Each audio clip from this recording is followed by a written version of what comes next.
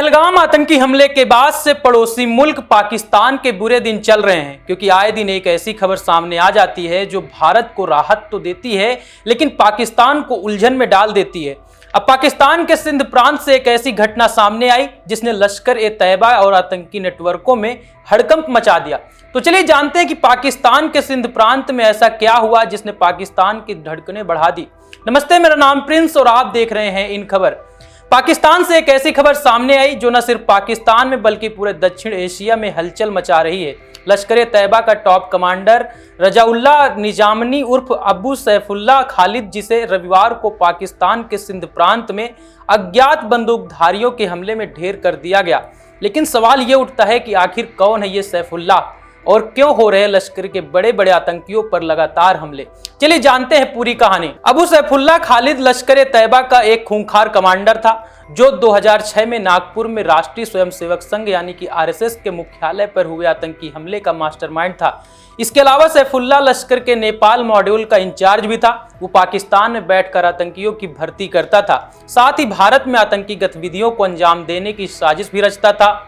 जिसके बाद सैफुल्लाह की मौत की खबर ने लश्कर के खेमे में खलबली मचा दी। रविवार को सिंध प्रांत में अज्ञात हमलावरों ने ताबड़तोड़ गोलियां बरसाकर उसे मौत के घाट उतार दिया। लेकिन सबसे हैरान करने वाली बात यह है कि उसका जनाजा कड़ी सुरक्षा के बीच निकला, जिसमें लश्कर के कई बड़े आतंकी शामिल थे।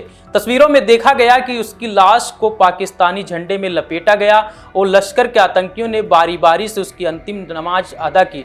आतंकियों को राष्ट्रीय झंडे में लपेटकर राजकीय सम्मान देना पाकिस्तान पर तमाम सवाल खड़ा करता है। विदेश सचिव विक्रम मिस्री ने प्रेस ब्रीफिंग में कहा था कि आतंकियों को राष्ट्रीय झंडे में लपेटकर राजकीय सम्मान देना पाकिस्तान की आतंकवाद समर्थक नीति को उजागर करता है। मिस्री ने यह भी सवाल उठाया था कि अगर ये नागरिक थे तो उन्हें राजकीय सम्मान क्यों, और कुछ ऐसा ही सैफुल्लाह के साथ भी हुआ, जिसे राष्ट्रीय झंडे में लपेटकर राजकीय सम्मान के साथ विदा किया गया। लेकिन मन में सवाल उठ रहा होगा कि आखिरकार इस आतंकी की मौत कैसे हुई। दरअसल सैफुल्लाह की मौत की कहानी समझने के लिए हमें थोड़ा पीछे जाना होगा। भारत के ऑपरेशन सिंदूर ने पाकिस्तान में लश्कर के आतंकियों के होश उड़ा दिए। इस ऑपरेशन में लश्कर का मुख्यालय मुरीद के भारतीय सेना ने निशाने पर था और उसे मिसाइल से उड़ा दिया गया। इसके बाद लश्कर के शीर्ष आतंकियों की सुरक्षा को पाकिस्तानी सेना और आईएसआईएस ने बढ़ा दिया था। सैफुल्लाह को भी लश्कर ने सख्त हिदायत दी थी कि वो घर से ज्यादा बाहर ना निकले। उसकी सुरक्षा में भी कई इंतजाम किए गए थे, लेकिन इसके बावजूद अज्ञात हमलावरों ने उसे निशाना बना लिया। लेकिन सवाल ये है कि आखिर इतनी कड़ी सुरक्षा के बावजूद ये हमले कैसे हो रहे हैं?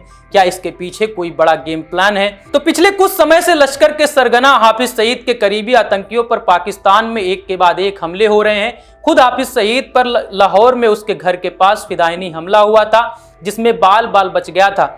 इसके अलावा 16 मार्च 2025 को भारत के मोस्ट वांटेड आतंकी अबू कताल की हत्या कर दी गई थी।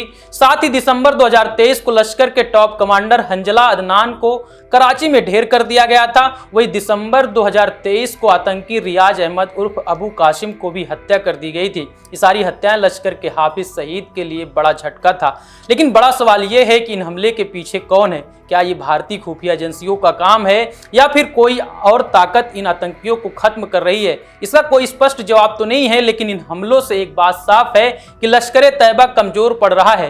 हाफिज सईद और उसके संगठन की रीढ़ टूट रही है, लेकिन इसका मतलब ये नहीं कि खतरा खत्म हो गया है। लश्कर जैसे संगठन नए कमांडरों को आगे लाकर अपनी गतिविधियां जारी रख सकते हैं। साथ ही इन हमलों ने पाकिस्तान की आंतरिक सुरक्षा पर भी सवाल खड़े कर दिए हैं। अगर इतनी बड़ी और इतनी कड़ी सुरक्षा के बावजूद आतंकी मारे जा रहे हैं तो क्या आईएसआई और पाकिस्तानी सेना की पकड़ कमजोर हो रही है या फिर ये सब एक सुनियोजित साजिश का हिस्सा बन रहा है? इस पूरी घटना को लेकर आप क्या सोचते हैं? हमें कमेंट बॉक्स पर जरूर बताएं। धन्यवाद।